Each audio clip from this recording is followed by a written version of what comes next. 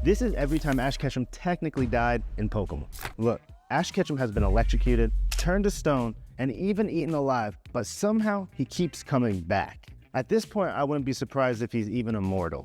So today we're breaking down every single time that Ash Ketchum technically died and how he survived. And trust me, some of these ways are way worse than you actually remember. Death number 1, Tower of Terror. First up, Ash's least dramatic death, being taken out by interior design. Where Ash rose up to a town that's infamously known for ghost Pokemon, Lavender Town. He wants to catch himself a ghost Pokemon. Instead, the ceiling catches him. A whole chandelier drops on Ash, and before you know it, a haunter is taking Ash's soul out of his body like it's a casual Tuesday.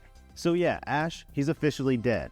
But don't worry, Haunter puts his soul back in his body like, I don't know. So at this point, yes, Ash is technically dead. But don't worry, Haunter is able to bring him back like there's a no main characters policy in the afterlife. Death number 2, Pokemon the first movie. Now, this is the time that Pokemon actually made us all feel something. You know what's actually a bad idea? Jumping in between 2 legendary Pokemon when they're in mid-fight. And you know what's even a worse idea? Doing it when they're about to launch their biggest attack at each other. Ash gets obliterated and turned to stone. Pikachu's running around, shocking Ash, trying to get him to come back to life, and everybody in the theater at this point was just sobbing.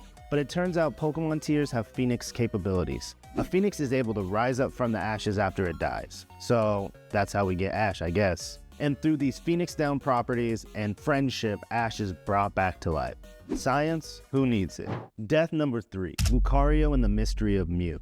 At this point, Ash has been crushed, he has been petrified, but have we ever considered eaten alive? Because that happens too. In Lucario and the Mystery of Mew, Ash and nearly every human gets devoured by the Tree of Beginnings defense system. But don't worry, Mew is able to just undo it. At this point, I feel like Ash is like a cat. No, you know what? I feel like Ash has unlimited lives, like it's just built in his DNA.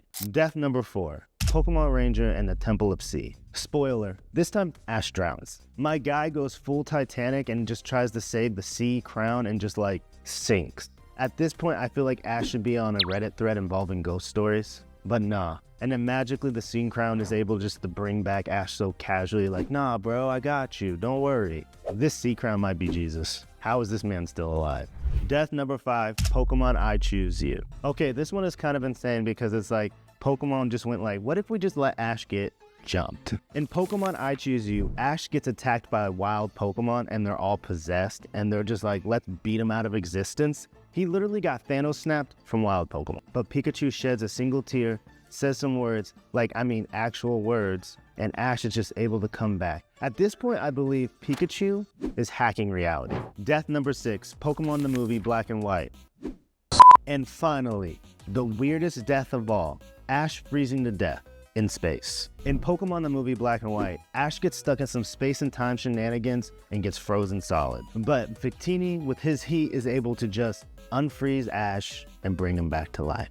At this point, I'm thinking Ash is just some immortal Pokemon and we just don't know it yet. So yeah, Ash has technically died more than some Pokemon trainers have won battles. But somehow, he keeps coming back. Honestly, I wouldn't be surprised if he outlived us too. But we'll never know, they took him out of the series. Until next time, don't forget to like, subscribe, and share. Turn that notification bell on, and don't let Mewtwo obliterate you in the meantime.